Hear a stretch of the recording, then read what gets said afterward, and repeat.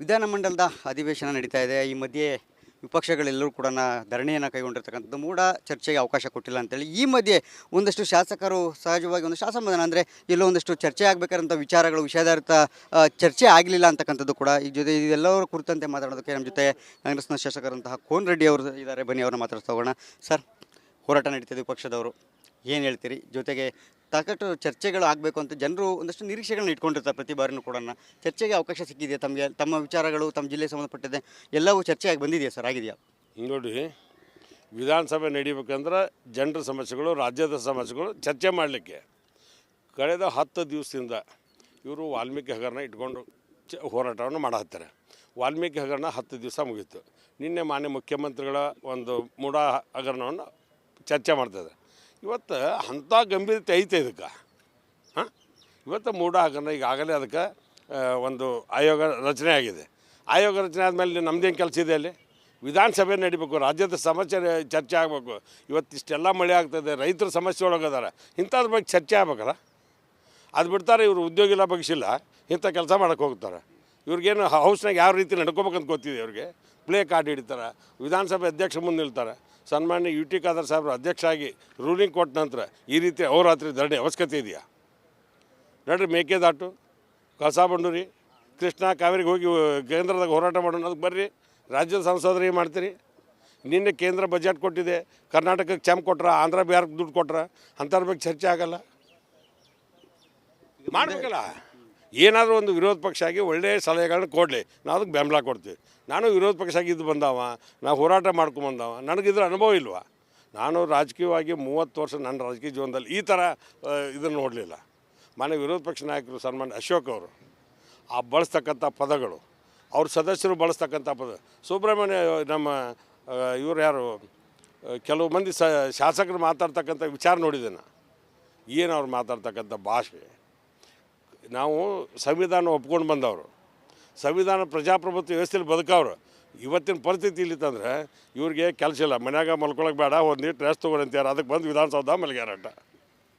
ಈಗ ಅಹೋರಾತ್ರಿ ಧರಣಿ ಆಯಿತು, ಮೊದಲನೇ ದಿನವಾಗಿ ಅಧಿವೇಶನದಲ್ಲಿ ಇನ್ನೊಂದು ದಿನ ಉಳ್ಕೊಂಡಿದೆ. ಇಲ್ಲಿ ಸಾಕಾಗೋದಿಲ್ಲ, ಈಗ ಮತ್ತೆ ಅಧಿವೇಶನವರೆಗೂ ಕೂಡ ನಾವು ಹೋರಾಟವನ್ನು ಮಾಡ್ತೇವೆ, ಬೆಂಗಳೂರಿನ ಮೈಸೂರು ಪಾದಯಾತ್ರೆ ಕೂಡ ಕೈಗೊಳ್ತೀವಿ ಅಂತ ಹೇಳ್ತಿದ್ದಾರೆ. ಅದನ್ನೆಲ್ಲ ಎದುರಿಸೋಕೆ ಕಾಂಗ್ರೆಸ್ ಪಕ್ಷ ಸಿದ್ಧ ಆಗಿದೆ. ಸನ್ಮಾನ್ಯ ಸಿದ್ದರಾಮಯ್ಯವರು, ಸನ್ಮಾನ್ಯ ಡಿ ಕೆ ಶಿವಕುಮಾರ್ ಅವ್ರು ನೀವೇನೋ ಅವ್ರ ಮೇಲೆ ಅಪವಾದ ಕೊಡ್ಬೇಕಂದ್ರೂ ಸಾಧ್ಯ ಇಲ್ಲ. ಮುಖ್ಯಮಂತ್ರಿಗಳು ನಿಮ್ಗೆ ವಿಶೇಷವಾಗಿ ನಾನು ರಾಜಕೀಯ ಜೀವನದಾಗ ನೋಡಿದಾಗ ಅವ್ರ ಮನೆಯವರು ಹೊರಗೆ ಬಂದದ್ದು ಗೊತ್ತಿಲ್ಲ, ಅವ್ರ ಹೆಸರು ಪ್ರಸ್ತಾಪ ಮಾಡಾಕತ್ತಾರೆ. ಯಾಕಂದ್ರೆ ಒಬ್ಬ ಒಳ್ಳೆ ಮನುಷ್ಯ ಇದ್ದಾಗ 14 ಬಜೆಟ್ ಬಟ್ ಇಡೀ ರಾಜ್ಯದ ಜನರು ಅವ್ರು ಬೆಂಬಲ ಅದಾರೆ. ಅದಕ್ಕೆ ಇವ್ರು ಸಹಿಸಲಾರ್ದಾರೆ ಕೆಲವು ಮಂದಿನ ಏನೋ ಡೌನ್ ಮಾಡ್ಬೇಕಂತ ಹೋಗಾರ. ಯಾವ ಡೌನ್ ಆಗೋದಿಲ್ಲ. ಮತ್ತೊಟ್ಟು ಸಿದ್ದರಾಮಯ್ಯ ಸಾಹೇಬ್ರ ವ್ಯವಸ್ಥೆ ಅವ್ರ ಗೌರವ ಹೆಚ್ಚಿಸ್ತೈತೆ. ಸಿದ್ದರಾಮಯ್ಯ ಸಾಹೇಬ್ನ ಮೂಡ ಹಗರಣ ಅಂತ ಹೇಳ್ತಾ ಇರ್ತಕ್ಕಂಥ, ಮೂಡ ಒಂದು ಪ್ರಕರಣ ಅಂತ ಹೇಳ್ತಲ್ಲ, ಹಗರಣ ಅಂತ ಹೇಳ್ತಾ ಇದ್ದಾರೆ. ಇದ್ರೆ ನೋಡ, ಕುಂಬಳಕಾಯಿ ಅಂದ್ರೆ ಕಾಳು ಅಂದ್ರೆ ಹೆಗಲ್ ಮುಟ್ಟು ನೋಡ್ಕೊಂಡ್ರಂತ. ಅದನ್ನು ಸೈಟ್ ಕೊಟ್ಟಂಥವ್ರು ಬಿ ಜೆ ಪಿಯವ್ರ ಸರ್ಕಾರದಾಗ ಮಾಡಿದಾರ. ಅವ್ರ ಲ್ಯಾಂಡ್ ಟು ಲ್ಯಾಂಡ್ ಕೊಟ್ಟಾರ. ಇದೆಲ್ಲ ಚರ್ಚೆಗೆ ಆಗಲೇ ಅದಕ್ಕೆ ಆಯೋಗ ರಚನೆ ಆಗಿದೆ. ನಾವು ಕೂಡ ಹೇಳ್ಬಾರ್ದು, ಏನು ವಿಧಾನಸಭೆಯಲ್ಲಿ ಚರ್ಚೆ ಮಾಡಲಿಕ್ಕೆ ಅವಕಾಶ ಇಲ್ಲ. ನಿನ್ನೆ ರೂಲಿಂಗ್ ಕೊಟ್ಟಾಗಿದೆ. ಸನ್ಮಾನ್ಯ ಎಚ್ ಕೆ ಪಾಟೀಲ್ ಸಾಹೇಬರು ಭಾಳ ಅದ್ಭುತವಾಗಿ ಅದಕ್ಕೆ ಪ್ರೆಸೆಂಟ್ ಮಾಡ್ಯಾರ. ಆ ಆ್ಯಕ್ಟ್ ಪ್ರಕಾರ ಹೇಳ್ಯಾರ. ಎಲ್ಲ ವಿಧಾನಸಭೆಯ ನಡಾವಳಿಗಳು ಏನದಾವೆ ಆ ನಡಾವಳಿಗಳ ಪ್ರಕಾರ ಎಲ್ಲ ಹೇಳ್ಯಾರ. ಮತ್ತು ಇವತ್ತೇನು ಚರ್ಚೆ ಮಾಡೋದು? ಪ್ರತಿಪಕ್ಷಗಳಿಗೆ ಏನು ಹೇಳ್ತೀರಿ? ಅವ್ರಿಗೆ ಒಂದು ಸಲಹೆ ಕೊಡ್ಲಿಕ್ಕೆ ಬಯಸ್ತೇನೆ. ನೀವು ವಿರೋಧ ಪಕ್ಷ ಇರಬೇಕು, ಒಂದು ಆಡಳಿತ ಪಕ್ಷ, ಒಂದು ವಿರೋಧ ಪಕ್ಷ. ನಾನು ಆರ್ ಅಶೋಕ್ ಅವ್ರ ಬಗ್ಗೆ ನಿರೀಕ್ಷೆ ಮಾಡೀನಿ. ಬಸನಗೌಡ ಪಾಟೀಲ್ ಯತ್ನಾಳವರು ಅವ್ರಿಗೆ ಗೊಂದಲ. ಇವತ್ತು ಎಲ್ಲರ ಹಗರ ಕುಲ ಆಗ್ಬೇಕಂತ ಯತ್ನಾಳ್ ಸಾಹೇಬ್ರು ಹೇಳ್ತಾರೆ. ಇವ್ರು ಅಶೋಕ್ ಅವ್ರು ಹೇಳ್ತಾರೆ ಬೇಡ ಅವ್ರದ್ದು ಅಷ್ಟೇ ಟೀಕೆ ಮಾಡೋ ಅಂತಾರೆ. ಅವ್ರವ್ರಿಗೆ ಗೊಂದಲ. ಇದು ವಿಧಾನಸಭೆಗೆ ಬಂದು ಮಲ್ಗಾಕತ್ತಾರೆ ಅಷ್ಟೇ. ಅವ್ರು ಯತ್ನಾಳ್ ನೋಡಿದ್ರೆ ಅಡ್ಜಸ್ಟ್ಮೆಂಟ್ ಪಾಲಿಟಿಕ್ಸ್ ಅಂತ ಹೇಳ್ತಾ ಇದ್ದಾರೆ, ನಿಮ್ಮ ಜೊತೆ ಅಡ್ಜಸ್ಟ್ಮೆಂಟ್ ಅಂತ ಹೇಳ್ತಾರೆ. ಭಾಳ ಜನ ಅದಾರೆ, ಅದನ್ನೆಲ್ಲ ಹೇಳೋಕ್ಕಾಗತ್ತಾರೆ. ರಾಜಕೀಯವಾಗಿ ಭಾಳ ಜನ ಹೊಂದಾಣಿಕೆ ಇದ್ದೇ ಇರ್ತಾರೆ. ಇದೆ ಹಂಗಾರೆ ಹೊಂದಾಣಿಕೆ ಇದೆ ಆಗಿದ್ರೆ 100ಕ್ಕೆ 100 ಇಲ್ಲೇ ಇರ್ತಾರೆ ಅವರು, ನಿಮ್ಗೆ ಗೊತ್ತಿಲ್ಲ. ಎಲ್ಲೋ ಒಂದು ಕಡೆ ಈ ಹೋರಾಟ ಇದರಿಂದ ಎಲ್ಲ ಪ್ರಕರಣಗಳ ಸಮಸ್ಯೆಗಳೆಲ್ಲ ಬಗೆಹರಿಯುತ್ತೆ. ಯಾಕಂದರೆ ಸಾಕಷ್ಟು ವಿಚಾರಗಳಿದ್ದು ಚರ್ಚೆ ಮಾಡೋದಕ್ಕೆ. ನೋಡಿ, ಇವರು ಪ್ರತಿಭಟನೆ ಮಾಡಬೇಕಾಗಿದ್ದು ಅಧಿವೇಶನ ಪ್ರಾರಂಭ ಎಷ್ಟು ದಿವಸ ಆಯಿತು? ಹಾಂ, ಮತ್ತು ಯಾಕೆ ಮಲಗಿದ್ರು ಇವರು? ಮನೆಯಲ್ಲಿ ಮಲ್ಕೊಂಡು ಬಂದು ಇವತ್ತು ವಿಧಾನಸೌಧದಲ್ಲಿ ಮಲಗಿದ್ರೆ ಏನಿದ್ರ ಅರ್ಥ? ಆರಂಭ ದಿವಸ ಅರ್ಜೆನ್ಸಿ ಇದ್ರೆ ಮಾಡಬೇಕಾಗಿತ್ತಲ್ಲ. ಇದು ಹಳೆ ಕೇಸರಿ. ಇದು 10 ವರ್ಷಗಳ ಹಿಂದಿಂದಿದ್ದು ಇವತ್ತು ತಕ್ಕೊಂಡು ಇವ್ರದ್ದೇ ಸರ್ಕಾರ ಇತ್ತಲ್ಲ, 4 ವರ್ಷ ಇವರೇ ಮುಖ್ಯಮಂತ್ರಿಗಳಿದ್ರಲ್ಲ. ಅವತ್ತು ತನಿಖೆ ಮಾಡಿ ಅದರದ್ದು ಹೊರಗೆ ತೆಗೆದು ಯಾರ ಮ್ಯಾಗ ಶಿಕ್ಷೆ ಮಾಡಬೇಕಾಗಿತ್ತಲ್ಲ. ಇದು ಕಾರಣ ಏನಂದರೆ, ನಿನ್ನೆ ಕೇಂದ್ರದ ಬಜೆಟ್ ಆಯ್ತಲ್ಲ, ಕರ್ನಾಟಕಕ್ಕೆ ಭಾಳ ದೊಡ್ಡ ಅನ್ಯಾಯ ಆಗಿದೆ. ಆ ಜನರ ದಿಕ್ಕನ್ನು ಬೇರೆ ಕಡೆ ಎಳೆಯೋಗೋಸ್ಕರ ಇದನ್ನು ಧರಣಿ ಮಾಡ್ತಾ ಇದ್ದಾರೆ. ಇದು ಡ್ರಾಮಾ ಕಂಪ್ನಿ ಇದು. ಬಿಜೆಪಿ ಇನ್ನೂ ನಾವು ವಿರೋಧ ಪಕ್ಷವಾಗಿ ಜೀವಂತ ಇದ್ದೀವಿ ಅಂತೇಳಿ ಜನರಿಗೆ ತೋರಿಸ್ಬೇಕಲ್ಲ. ಈ ಕೇಂದ್ರ ಮೇಲೆ ಟೀಕೆ ಮಾಡೋಕ್ಕಾಗಲ್ಲ, ಅವ್ರದ್ದೇ ಪಕ್ಷ ಅದು. ನೀನು ಬಜೆಟದಲ್ಲಿ ರಾಜ್ಯಕ್ಕೆ ಆಗಿರ್ತಕ್ಕಂಥ ಅನ್ಯಾಯ ಜನರು ಇವತ್ತು ಚರ್ಚೆ ಮಾಡ್ತಾ ಇದ್ದಾರೆ. ಕೇಂದ್ರ ಸರ್ಕಾರ ಇವತ್ತು ಅನ್ಯಾಯ ಮಾಡ್ತಾ ಇದೆ ನಿರಂತರವಾಗಿ ಅಂಥೇಳಿ. ಆ ಮನಸ್ಥಿತಿಯನ್ನು ಬದಲಾವಣೆ ಮಾಡಲಿಕ್ಕೆ, ಜನರ ದಿಕ್ಕನ್ನು ಬೇರೆ ಕಡೆ ಎಳಿಲಿಕ್ಕೆ ಇವತ್ತು ಈ ಧರಣಿಯನ್ನು ಮಾಡ್ತಕ್ಕಂಥ. ಕೇವಲ ಅಹೋರಾತ್ರಿ ಧರಣಿ ಒಂದು ದಿನ ಅಧಿವೇಶನದಲ್ಲಿ ಮಾತ್ರನೇ ಅಲ್ಲ, ಸದನವರೆಗೂ ಕೂಡ ಮಾಡ್ತೇವೆ, ಮತ್ತು ಬೆಂಗಳೂರಿನ ಮೈಸೂರಿಗೆ ಪಾದಯಾತ್ರೆ ಕೂಡ ಹೊರಟಿದ್ದೀವಿ ಅಂತ ಹೇಳ್ತೀವಿ. ಮಾಡಲಿ, ಪಾದಯಾತ್ರೆ ಮಾಡಲಿ. ಅವರಿಗೆ ಶುಗರ್ BP ಭಾಳಷ್ಟಿದೆ, ಅದನ್ನು ಸ್ವಲ್ಪ ಕಡಿಮೆ ಆಗುತ್ತೆ. ಅವರಿಗೆ ಆರೋಗ್ಯ ಸುಧಾರಣೆ ಆಗಬೇಕು. ಯಾಕಂದರೆ ಇನ್ನೂ 20 ವರ್ಷ ವಿರೋಧ ಪಕ್ಷದಲ್ಲಿ ಇದ್ಕೊಂಡು ಕೆಲಸ ಮಾಡಬೇಕಾಗಿರ್ತಕ್ಕಂಥ ಅವ್ರ ಕರ್ತವ್ಯ ಇರೋದ್ರಿಂದ ಸ್ವಲ್ಪ ವಾಕಿಂಗ್ ಮಾಡೋದು ಒಳ್ಳೆಯದವರು.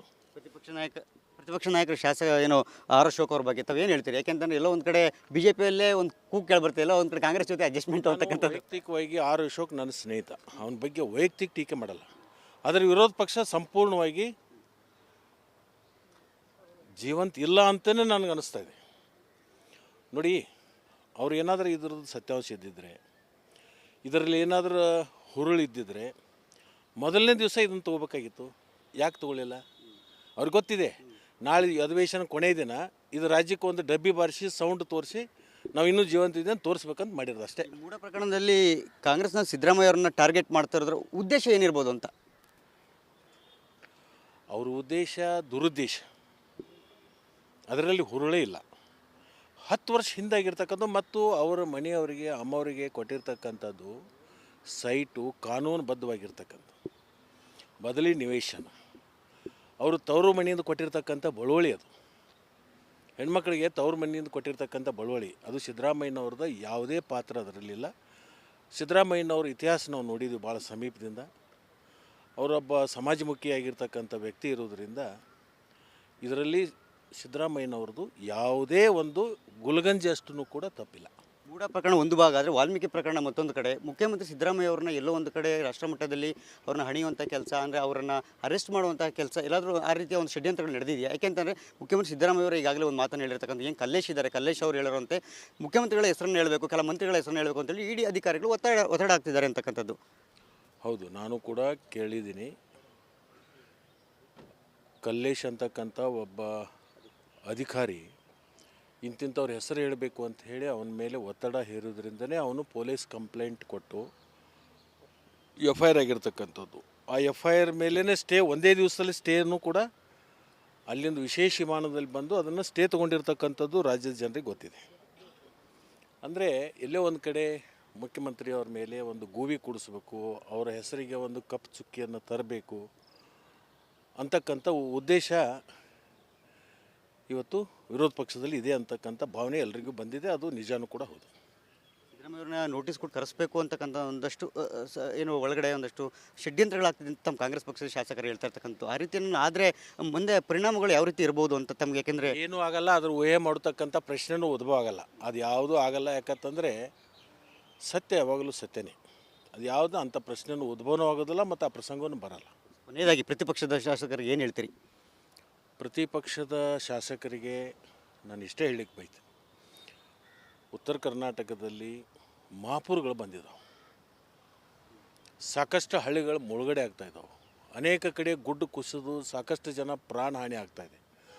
ಅಲ್ಲಿ ಹೋಗಿ ಅಂಥ ಜನರಿಗೆ ಸಾಂತ್ವನ ಹೇಳಿ, ಅವರಿಗೆ ಧೈರ್ಯ ತುಂಬಿ, ನಿಮ್ಮ ಜೊತೆಗೆ ನಾವಿದ್ದೀವಿ ಅಂತ ಹೇಳಿಕೆಸಿಂದ ಅವರಿಗೆ ಒಂದು ಭರವಸೆಯನ್ನು ಮೂಡಿಸಿ, ಅಲ್ಲಿ ಆಗಿರ್ತಕ್ಕಂಥ ಲೋಪದೋಷಗಳನ್ನು ಸರ್ಕಾರದ ಮುಂದೆ ತಂದು ಸರ್ಕಾರದ ಎಚ್ಚರ ಮಾಡುವಂಥದ್ದು ಬಿಟ್ಟು ವಿಧಾನಸೌಧದಲ್ಲಿ ಮಲ್ಕೊಳ್ಳೋಕೆ ಕಳಿಸಿದ್ದಾರೆ.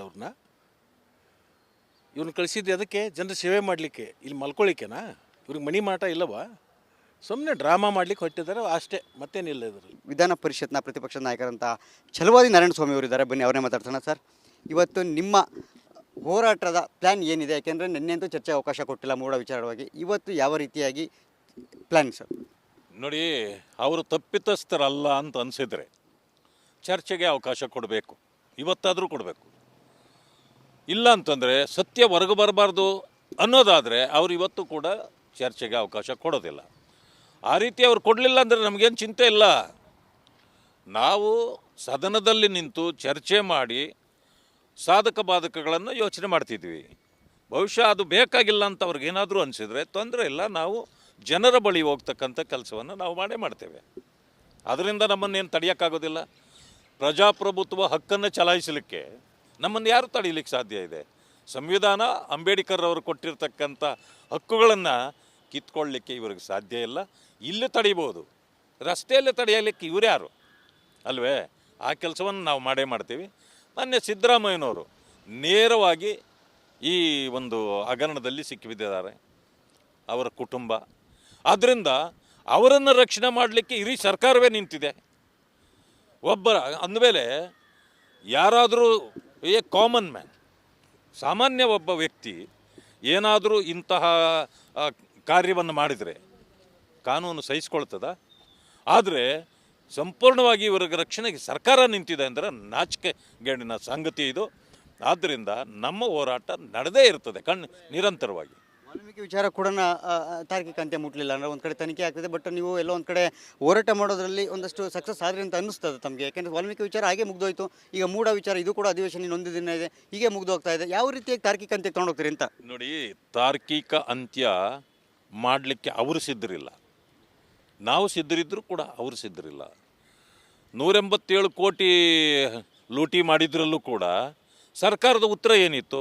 ಹೌದು, ಲೂಟಿ ಆಗಿರೋದು ನಿಜ, 187 ಕೋಟಿ ಆಗಲಿಲ್ಲ ಅಂತ. ಅಂದರೆ ಅದು ಮಧ್ಯದಲ್ಲೇ ಹೊರಗಡೆ ಬಂದಿದ್ದರಿಂದ ಇನ್ನು ಉಳಿದಿದ್ದು ದುಡ್ಡನ್ನು ತಗೊಳ್ಳಿಕ್ಕೆ ಆಗಲಿಲ್ಲ ಅಷ್ಟೇ. ಇಲ್ಲ ಅಂತಂದರೆ ಅದು ಸಂಪೂರ್ಣವಾಗಿ ಹೋಗಿರೋದು. ಎಲ್ಲೋ ಒಂದು ಕಡೆಯಲ್ಲಿ ಅದು ಹೊರಗಡೆ ಬರಲಿಲ್ಲ ಅಂದರೆ ಪಾಪ ಚಂದ್ರಶೇಖರ್ ಪ್ರಾಣತ್ಯಾಗ ಆಗದೇ ಇದ್ದಿದ್ರೆ ಇದು ಹೊರಗಡೆನೇ ಬರ್ತಿರಲಿಲ್ಲ. ಎಲ್ಲೋ ಒಂದು ಕಡೆ ಮಾಡಿ ಅದನ್ನು ಮುಚ್ಚಾಕಿ ಯಾರಿಗೂ ಗೊತ್ತಿಲ್ಲದಿದ್ದಂಗೆ ಹೊರಟೋಗ್ತಿತ್ತು. ಆತ ನನ್ನ ಮೇಲೆ ಈ ಅಪಾದನೆ ಬರೋದು ಬೇಡ ಅನ್ನೋ ಕಾರಣಕ್ಕೆ ಪ್ರಾಣತ್ಯಾಗ ಮಾಡ್ಕೊಂಡ್ಬಿಟ್ಟ. ಅವನ ಸಂಸಾರ ಏನಾಗಿರ್ಬೇಕು ಇವತ್ತಿನ ದಿವಸ? ನೋಡಿ, ಇವೆಲ್ಲ ಕಾರಣಗಳನ್ನು ಇಟ್ಕೊಂಡು ಯಾರ್ದೋ ದುಡ್ಡು ಎಲ್ಲಮ್ಮನ ಜಾತ್ರೆ ಮಾಡೋದಕ್ಕೆ ಈ ಕಾಂಗ್ರೆಸ್ ಬಿಡಬೇಕು. ಜೇನು ಕೀಳಲಿಕ್ಕೆ ನಾವು ಜೇನಿರುತ್ತೆ, ಜೇನು ಕೀಳಲಿಕ್ಕೆ ಅಂತ ಒಬ್ಬರನ್ನ ಇಟ್ಟಿರ್ತೀವಿ. ಅವನು ಜೇನು ತಿಂದ ಮೇಲೆ ಕೈ ನೆಕ್ತಾರೆ ಅಂತಾರೆ. ಇವ್ರು ಕೈ ನೆಕ್ಕಲಿಲ್ಲ, ಜೇನನ್ನೇ ನುಂಗ್ತಾ ಇದ್ದಾರೆ ಇವ್ರಿಗೆ. ಹಿಂಗಾದಾಗ ಇದಕ್ಕೆ ಕಾನೂನಿದೆ, ಆ ಕೆಲಸವನ್ನು ಅದು ಮಾಡ್ತದೆ. ಕೊನೆಯದಾಗಿ ಪ್ರತಿಪಕ್ಷದ ನಾಯಕರಾಗಿದ್ದೀರಿ ಈಗ ತಾವು ಪರಿಷತ್ನಲ್ಲಿ, ಸಾಕಷ್ಟು ಜವಾಬ್ದಾರಿಗಳು ಇನ್ಮೇಲಿಂದ ತಮಗೆ ಇರ್ತಕ್ಕಂಥದ್ದು, ಜೊತೆಗೆ ಅಷ್ಟೇ ಸವಾಲುಗಳು ಕೂಡ ಇರ್ತಕ್ಕಂಥ. ಯಾಕೆಂದರೆ ಪ್ರತಿಪಕ್ಷವಾಗಿ ಅಷ್ಟು ಸುಲಭ ಅಲ್ಲ. ತಾರ್ಕಿಕ ಅಂತ್ಯಕ್ಕೆ ಹೋಗ್ಬೇಕಾಗಿರ್ತಕ್ಕಂಥದ್ದು, ಯಾಕೆಂದ್ರೆ ತಗೊಂಡೋಗ್ಬೇಕಾಗಿರ್ತಕ್ಕಂಥದ್ದು ಕೂಡ ನಿಮಗೆ ಮೇಲೆ ಇರ್ತಕ್ಕಂಥ ಭಾಳ ಗುರುತರ ಜವಾಬ್ದಾರಿ. ಈಗ ಮತ್ತೆ ಬೆಂಗಳೂರಿನ ಮೈಸೂರು ಪಾದಯಾತ್ರೆ ಕೂಡ ಸದನದ ಹೊರಗಡೆನ ಹೋರಾಟ ಭಾಗವಾಗಿ ಚಿಂತನೆ ಆಗಿದೆ ಅಂತ ಪಕ್ಷದಲ್ಲಿ. ಇಲ್ಲ, ಅದರದ್ದು ಮಾತುಕತೆ ನಡೀತಾ ಇದೆ. ಒಬ್ಬೊಬ್ಬರ ಅಭಿಪ್ರಾಯಗಳನ್ನು ಕ್ರೋಢೀಕರಿಸಿ ನಮ್ಮ ಪಕ್ಷದ ಅಧ್ಯಕ್ಷರಾಗಿರ್ತಕ್ಕಂಥ ವಿಜಯೇಂದ್ರ ಅವರು ತೀರ್ಮಾನ ತೆಗೆದುಕೊಳ್ತಾರೆ. LOP ನಮ್ಮ ಅಶೋಕ್ ಅವರು ಎಲ್ಲರೂ ಸೇರಿ ನಾವು ತೀರ್ಮಾನ ತೆಗೆದುಕೊಳ್ತೇವೆ. ಅದಾದ ನಂತರ ಏನು ಮಾಡಬೇಕು ಅನ್ನೋದ್ರ ಬಗ್ಗೆ ಚಿಂತೆ ಮಾಡ್ತೇವೆ. ಈ ಸದ್ಯಕ್ಕೆ ಇವರು ಇವತ್ತಿಗೂ ಕೂಡ ತಗೊಳ್ತಾರೆ ಅನ್ನೋ ಇದು ನನಗೆ ಅನುಮಾನ ಇದೆ.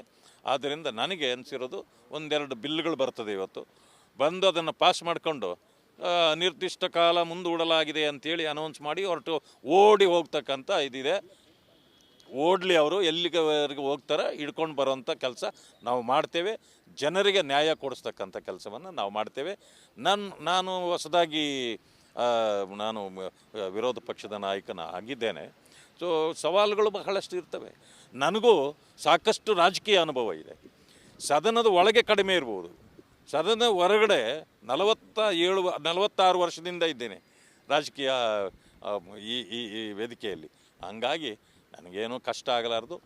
ನನ್ನ ಪಕ್ಷದ ಸದಸ್ಯರು, ಜನತಾದಳದ ಪಕ್ಷದ ಸದಸ್ಯರು, NDA ಒಕ್ಕೂಟವಾಗಿ ನಾವು ಭಾಳ ಪ್ರಬಲವಾದ ಇದನ್ನು ಕೆಲಸವನ್ನು ಮತ್ತು ಪೈಪೋಟಿಯನ್ನು ಸರ್ಕಾರಕ್ಕೆ ಕೊಡ್ತಾ ಇದ್ದೇವೆ.